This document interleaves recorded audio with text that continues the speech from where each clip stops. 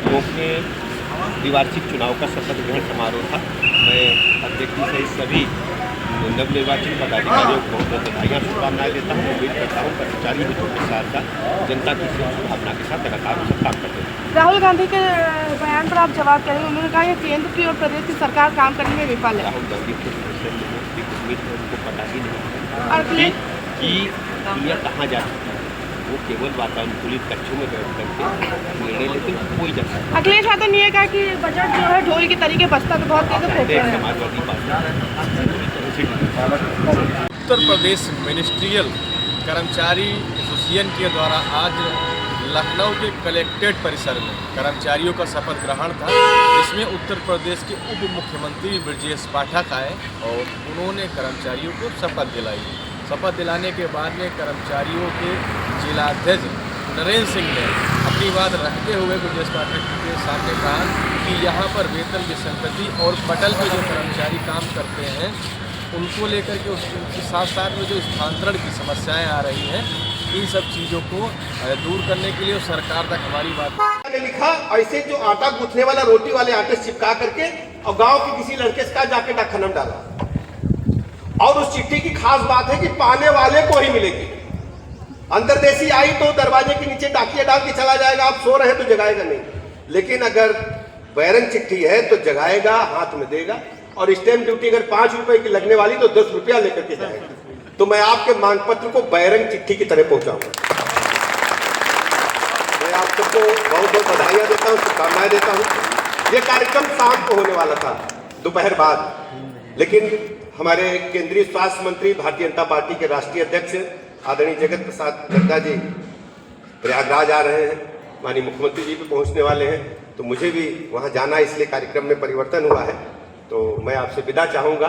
मैं बहुत बहुत शुभकामनाएं देता हूं, भरोसा दिलाता हूं कि हमारी सरकार प्रतिबद्धता के साथ अपने परिवार के साथ खड़ी है, अपने कर्मचारियों के साथ खड़ी है। कहीं भी कोई समस्या आप हमें तत्काल बता सकते हैं। बहुत बहुत शुभकामनाएं, धन्यवाद। इस विषय पर संज्ञान लेते हुए उप मुख्यमंत्री ब्रजेश पाठक ने तुरंत ही वहाँ मंच से उन्होंने कहा कि मैं आपके इस मैसेज को स्पीड पोस्ट नहीं बल्कि लौटती डाक अंतरदेशी के तरीके से मैं भेजूंगा और यह बात आपकी जल्द से जल्द उत्तर प्रदेश शासन के पास पहुंच जाएगी।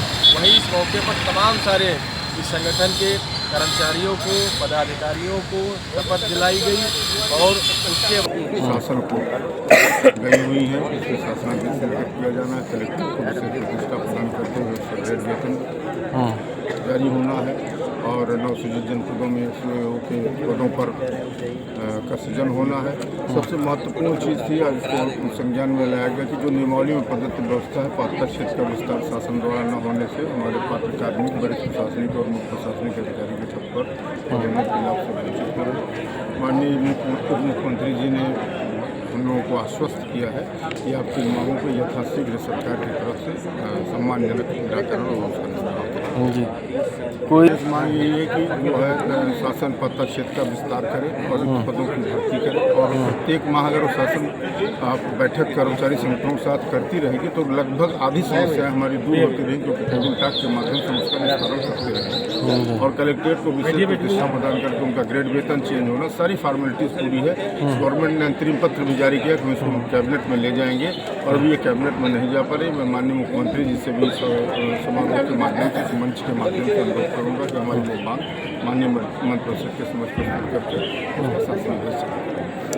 आउटसोर्सिंग की लड़ाई जो है वो संयुक्त संगठनों द्वारा लड़ी जा रही है। ये हमारा विभागीय संगठन का कार्यक्रम था और वो संयुक्त संगठन, जहाँ तक मुझे जानकारी है, इस बात के लिए प्रयासरत है कि इनकी कोई सेवा नियमावली बनाई जाए। और जहाँ तक हम लोगों का उद्देश्य है, हम लोग आउटसोर्सिंग के पक्ष में नहीं है। आउटसोर्सिंग तो बात की चीज़ है, पहले आपकी जितने पद खाली हैं उन्हें भर दीजिए, भरने के बाद आपको जरूरत हो तो आप आउटसोर्सिंग से लीजिए। आपके रिक्त मैं ये कहना चाह रहा हूँ कि जो हमारे प्रांतीय ने बताया, सबसे बड़ी समस्या हमारे कलेक्ट्रेट की है कि जो पद रिक्त पद पड़े हुए हैं, भरे नहीं जा रहे हैं। पिछले 2-3 सालों से एक कर्मचारी 4-4 सीटों पे काम कर रहा है और लखनऊ की जनसंख्या इतनी ज़्यादा बढ़ने के बावजूद जो पद बढ़ने चाहिए बढ़ तो रहे नहीं, जो पद हैं हमारे वो भी रिक्त पड़े हुए हैं। इससे कर्मचारियों की मनोदशा और उनका जो कहा जाए स्वास्थ्य के प्रति दिक्कतें बहुत आ रही हैं। क्योंकि मैं इधर पिछले 5-6 महीने और साल भर से देख रहा हूँ कि कर्मचारी अस्वस्थ हो रहा है।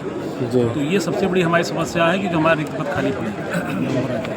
दूसरी बात ये है कि जो हमारे बोर्ड ऑफ रेवेन्यू से जो भी हमारी मांगे शासन गई, उनका सिर्फ शासनादेश जारी होना है, कैबिनेट में पास होना है, वो भी 2-3 सालों से हमारा जो है वहाँ पे शासन में पड़ा हुआ है। उसके अलावा जो कलेक्ट्रेट की कहा जाए कि जो दिन रात एक काम करता है, चाहे वो बरसात हो रही हो, चाहे आंधी आ रही हो, चाहे बिजली गिर रही हो, चाहे ओलावृष्टि हो रही हो, हम लोग हमेशा 24 घंटे इसके लिए तत्पर रहते हैं, चाहे चुनाव हो। जी उसके बावजूद भी हमारी जो समस्या है मेन, जो कलेक्ट्रेट का जो कहा जाए कि सचिवालय के बाद 2nd नंबर आता है, उसका विशेष दर्जा होना चाहिए, वो मांग हमारी बहुत दिनों से चल रही है, उस पर भी कोई विचार नहीं किया जा रहा है। तो ये सब चीज़ें ऐसी हैं जो अगर कर्मचारी, जब एक शासन मानता है कि कर्मचारी जो है हमारा अंग है, तो जब अंग में ही कुछ दिक्कत आएगी तो कैसे वो काम कर पाएगा उसके साथ। तो मैं चाहूँगा कि जो भी कर्मचारियों की समस्याएं नहीं, जो उनकी कहा जाए मेन समस्याएं हैं, जिनके लिए सरकार को अपने आप ऑटोमेटिक उसको करना चाहिए, उसके लिए भी हम लोगों को संघर्ष करना पड़ेगा। मैं तो ये चाहूँगा जो भी हमारी समस्याएं हैं उनको हमारे मुख्यमंत्री जी बैठ के वार्ता करके उसको हल करें, तो हम लोग पूरी मनोदशा के साथ कार्य करेंगे और शासन के साथ हम लोग कंधे से कंधा मिलाने के लिए हमेशा तत्पर रहे हैं और 24 घंटे तत्पर रहेंगे। धन्यवाद। तमाम सारी खबरों को देखने के लिए बने रहिए प्राइम न्यूज़ के साथ।